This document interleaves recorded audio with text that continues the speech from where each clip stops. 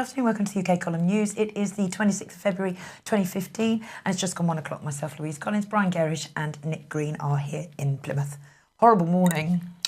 We'll leave it at that. Yeah. That's the weather, horrible in Plymouth, but we think it's not too bad across the rest of the country, with some places experiencing a little bit of sunshine amongst the grey clouds. Well, life in Scotland pretty gloomy, and what better place to start than the demise for Mr. Peter Watson, former top legal advisor to former Procurator Fiscal Eilish Angelini.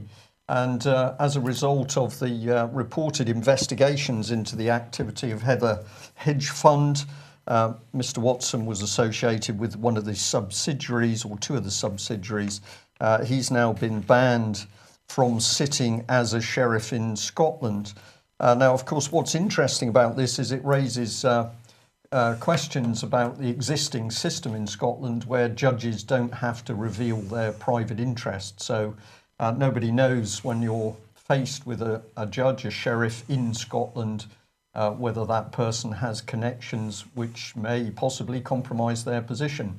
But if we just have a look at what the BBC said, BBC's decided it is going to report on this. Sheriff suspended over fund probe. A part-time sheriff has been suspended by Scotland's senior judge after he was linked to a company at the centre of a controversial liquidation. Well, that's BBC speak for vast amounts of money disappearing. And interestingly enough, Scottish reporter David Leask from the Herald, the Scottish Herald, has also written a piece on the Scottish lawyer suspended. But this is a pretty friendly article, and maybe not surprising, because, of course, the law firm Levy and McRae has actually been providing services for the Herald in Scotland anyway. We'd just like to remind people that it was David Leask who wrote the damning article on the abuse of Holly Gregg. Of course, no real depth, no getting amongst what actually took place, but according to him, it was all a conspiracy. Well, we wait to see how this unfolds, but another indication that all is not well with the subject of probity amongst judges north of the border. Well, today is the anniversary of the greenback dollar, a significant event in the world's financial system, with a nation daring to issue its own currency in a challenge to the control of the international banks over currencies.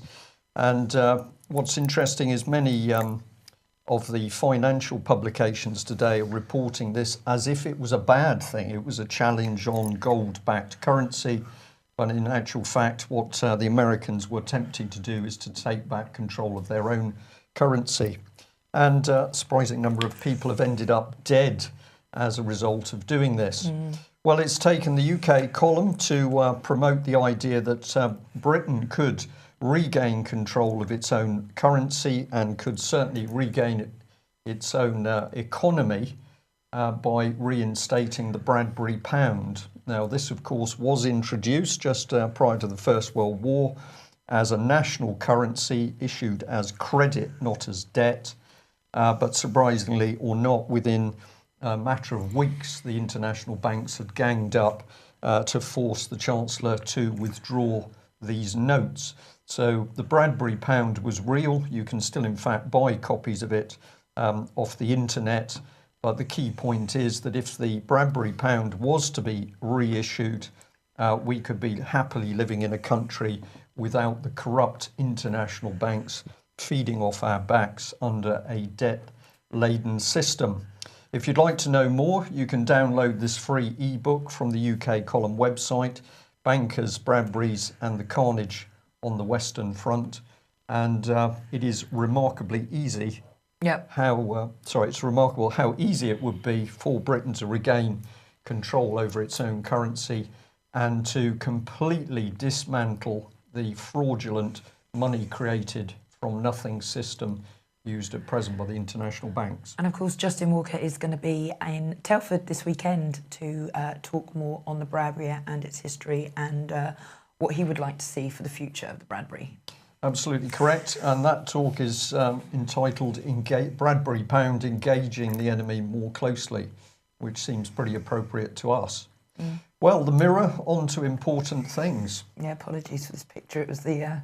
I had to find one appropriate for the story. OK, more allegations against Sir Cliff Richard have come out. David Crampton, Chief of South Yorkshire Police, has said there is more than just one allegation against Sir Cliff. Cliff has taken to Facebook to look for support from his fans, or whether his PR team, who knows. But they are showering the man with love and support. Anyone who is putting anything up on Facebook just to question some of the allegations are swiftly being removed and blocked from posting on there. But David Crampton has said Cliff's maintaining he doesn't know what's going on and he doesn't know where all these allegations are coming from.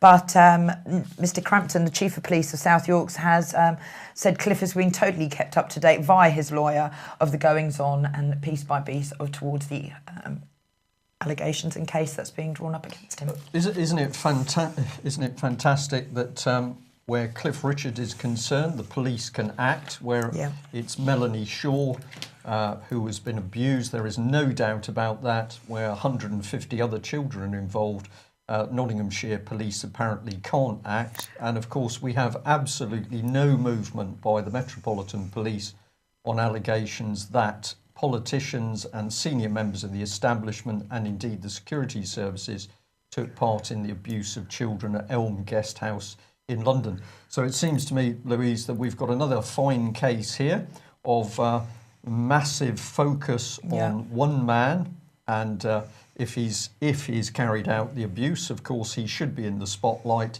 But it does seem that the British government is currently sacrificing celebrities in order to keep public attention away from political figures who have clearly been involved in child abuse.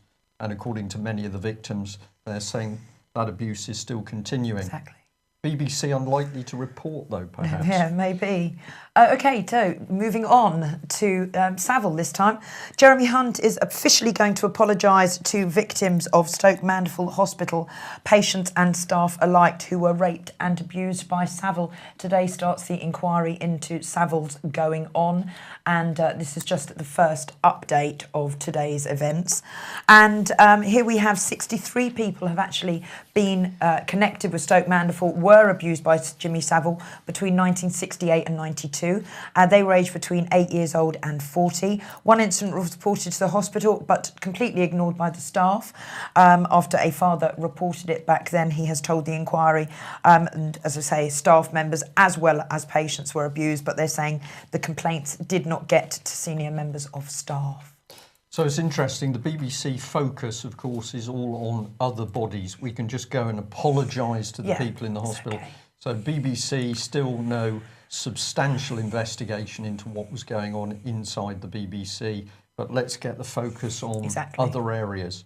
So we're going to say massive cover-up with the BBC as usual, and we just remind people that, of course, it was the BBC main building in London which boasted the statue of paedophile Gill. Sounds incredible, but true. Well, what the state is not doing is assisting the victims of abuse, and we like to remind people that there is another court case for Melanie Shaw tomorrow, Nottingham Crown Court. We don't know the time as yet. We will try and find that out. But the interesting thing is, will this be another secret court hearing? At the previous hearing, Melanie Shaw refused to leave her Sodexo prison cell, and we had the extraordinary situation where we believe VHS Fletcher's solicitors, who Melanie had previously sacked. She was deeply unhappy with their performance, and she was also deeply unhappy to discover that court clerks or clerks of that company had actually been used when she believed them to be solicitors.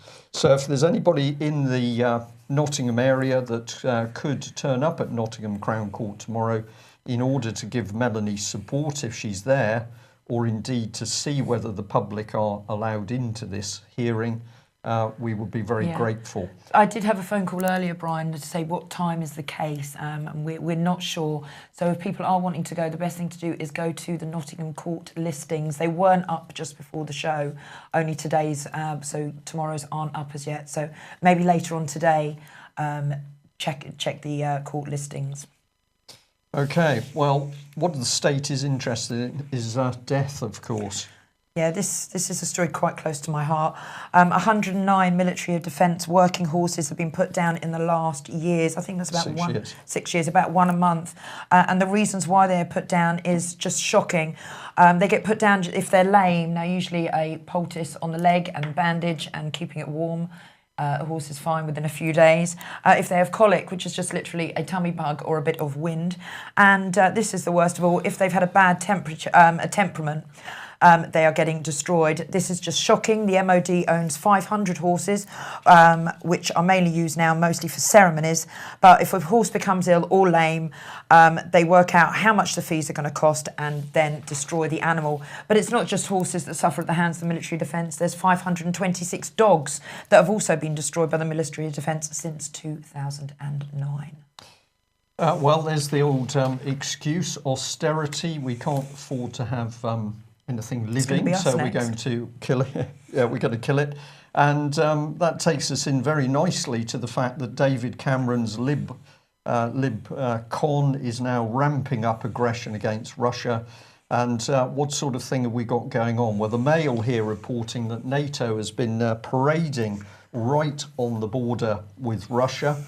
So in the Mail article, here is the map. They've given us the world as well in the bottom right-hand corner, just in case you weren't sure where Russia was. Going toe-to-toe with Putin, British and US military put on show of strength 300 yards from the Russian border. So we've had David Cameron bitterly complaining that the Russians have been running routine bear flights around UK. And now here we have Mr. Cameron assisting the Americans ramping up the trouble by parading right on the border. I wonder what the British reaction, or David Cameron's reaction, would be to the Russians, maybe in Ireland, for example. Well, let's remind ourselves of how the government has worked the propaganda around Mr. Putin and Russia. This was the Daily Mail from some weeks ago that was saying that senior officials, MOD officials, had been warned that they had to be careful of Russian and Chinese women who were likely to compromise them. And of course, the UK column gently pointed out we didn't need Russian and Chinese women because British politicians, Brooks Newmark and Chris Bryant, for example, were quite capable of compromising themselves. So remember that, never mind the attractive lady in the middle drinking her cup of coffee, Britain is relying on the type of men on the right-hand side of the screen to actually look after the country and our security. People are having their lunch now. You do it to them every time. Well, we've got to show these pictures, Lou, because this is the type of people who are running the country. So we've shown this before. Let's just remind ourselves. Oh, I beg your pardon. We'll come on to that slide in a moment. This is a selection of news reports from Mr. Cameron ramping up the aggression with Russia. We're reminding people, of course, of all of the trouble in Iraq, Afghanistan, Libya and Syria. So here he is going with the fact that he's put a warning shot to Putin as he orders troops to the Ukraine. That's 75 troops, which must have had Putin trembling. And in the picture, we're reminding people British aircraft carriers with no aircraft and the Royal Navy having to take gift aid engineers from overseas countries. We've also had ridiculous scare stories like the Plymouth Herald talking about Russian military aircraft flying over the fields of Cornwall. Utter nonsense, of course. But here's the rhetoric from Cameron. Putin absolutely knows if he attacks a NATO country, he would have a response from the whole of NATO. And what we said to that is, well, of course, Britain does not have the military forces. So here is David Cameron putting particularly US military at risk. And of course, any other nation foolish enough to engage with him. And it was the UK column alone back in 2009 that predicted the detail of Cameron locking us into control of the EU's military infrastructure. Here we suggested that the aircraft carriers would be jointly manned by the RN and other nationalities. That's now coming to fruition. Very dangerous situation with this present Prime Minister. So this is what I wanted to remind people of. Have a look at how the violence has been ramped up. Propaganda and lies, weapons of mass destruction in Iraq, Al-Qaeda, ISIS, ISIL, run out of acronyms for these things. Libya, we kill hundreds of thousands. We force troops to operate alongside allies that murder them. The rules of engagement have stopped our troops fighting effectively. We've limited the troops to vast patrol areas where they can't secure grounds. We've used drones to kill people. We've put the troops in ill-equipped. We've stopped them destroying poppy crops. We've made the professional troops redundant, particularly the non-commissioned officers, and we're drawing in youngsters, many of them, of course, unemployed. We're destroying all of the UK military infrastructure. We're offering damaged troops counselling and psychotropic drugs. We're leaving them to rot on the streets. And then the utter hypocrisy of waving to the cameras and promoting a celebration of war deaths at the cenotaph. Disgusting. It is disgusting. Absolutely disgusting. And it is in your face. We don't have to create this news. All of the reports are there. We have an extremely dangerous government in power, the Lib Lab Con. And we're going to say low empathy politicians, unbelievably dangerous. If you want to do something about it, come along to the British Constitution Group conference at Telford this Friday, which is tomorrow. It's been a bad week, but we do know what day it is. Here's a little advert and then we'll carry on with the news. It's the time for action. The UK Column and the British Constitution Group present their Spring Conference 2015. The networking starts Friday evening, 27th of February, running to late Sunday evening, 1st of March, at the Park Inn, Telford, Shropshire. On-site accommodation available at special rates. Visit www.events.gb.com now and grab your tickets. UKC and BCG members, check your own websites for discount rates. Go on, do it now. This really is the time for action.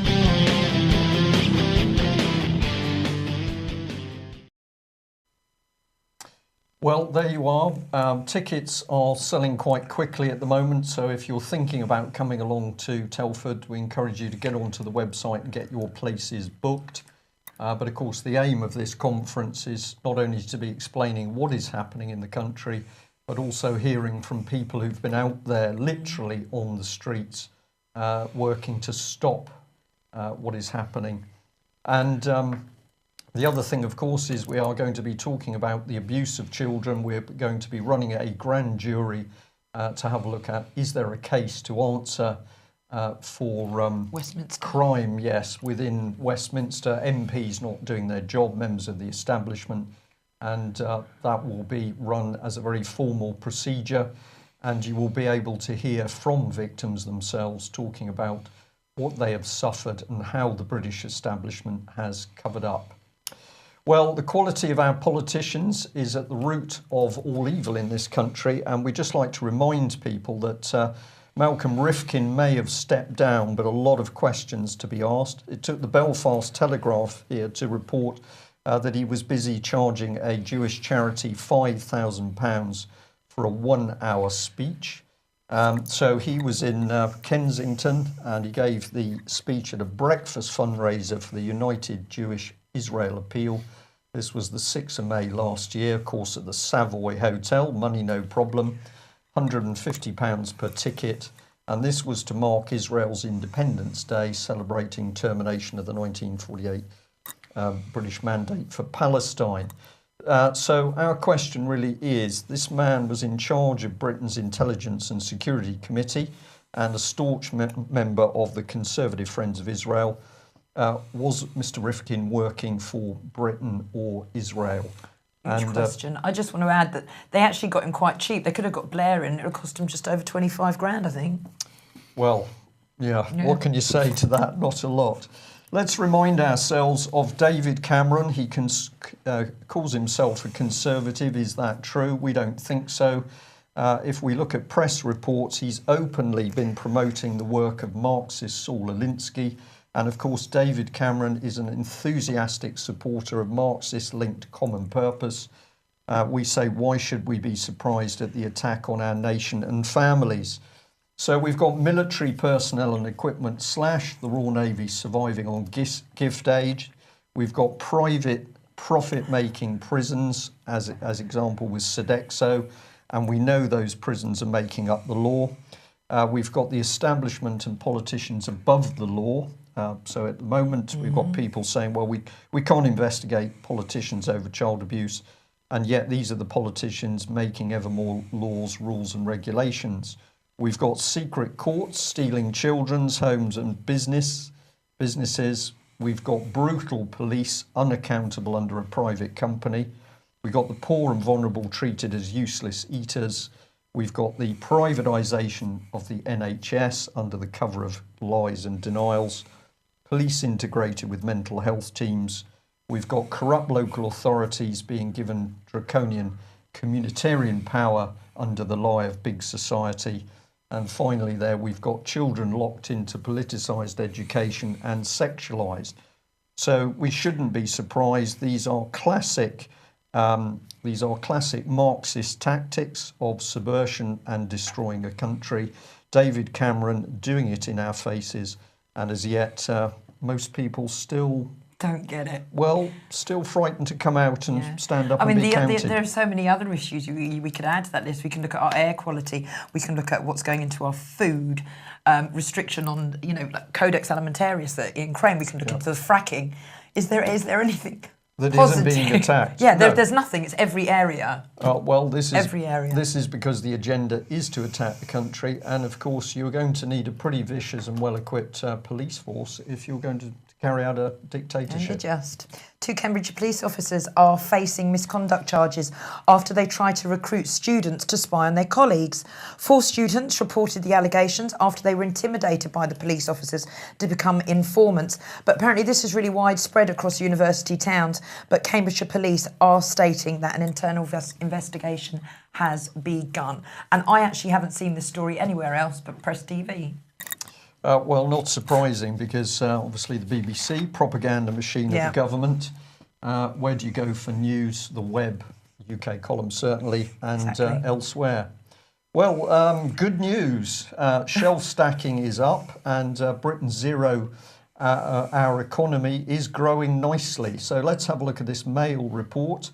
And the Mail's produced a very nice diagram. So we've got an extra 100,000 people who are now able to enjoy zero-hour contracts. And I say enjoy because let's have a look at what Liberal Democrat Vince Cable has to say. The Business Secretary, Vince Cable, has said the controversial contracts are often valued by students, pensioners and people with caring responsibilities because it gives them flexibility. So here we've got a Lib Dem who's casually saying that you've got contracts with no security, but actually people rather like them because there's flexibility. Great flexibility. You could be employed one day and but can I just add, should students not be studying, right, but they're having to go out to work to pay off their ridiculous student loans? Should pensioners not be taking it easy in the later years of their lives after probably putting in everything they have, working, paying their national insurance and their taxes? But no, they're not. They're having to go out to find work, or their benefits are going to be cut. And the only way these benefits are going to be able to remain in place is if they take the zero-hour contracts. This is absolutely right, Louise. That's my opinion. The aim is to destroy these areas of society. Let's have a look at Mr. Cable. Here he is. We're saying here he's using the vulnerable and poor as slave labour to eliminate the deficit. So let's go back to 2014. Vince Cable, we're on track to eliminate the deficit. How is he going to eliminate the deficit? He's going to put people on slave labour wages. What a wonderful party the Lib Dems are. Let's have a look at what the real effects of this type of policy. And here we are. We've got housing in County Durham. Channel 4 reporting on this, where locals are saying it's like Beirut and the town where homes are for sale for £1, excuse me, but nobody will buy them. So this was the report. Once a thriving mining community, now emptied of jobs and increasingly of the people who gave it life and soul. Well, of course, who owns the housing? It's a housing association, but we'll just report what they said. Previously, we had 67% of our two-bed properties with a single person in, but the bedroom tax means there's no means that's no more affordable. £57 people get on benefits. That's pretty difficult to live on. If you've got another 10 to 14 of bedroom tax on top of it, it's impossible. Yeah. So here are people being forced out. And a local resident of 38 years said these were lovely houses. People wanted these houses. They were lovely and clean. I mean, you can see a house there in the middle of it. It's like Beirut. It's absolutely disgraceful. And what this lady is describing, of course, is the Lib Lab on David Cameron's government stealing houses via private association, and then we're forcing out the residents. If you want to have a look at Accent Housing, here we are. You can download their financial records.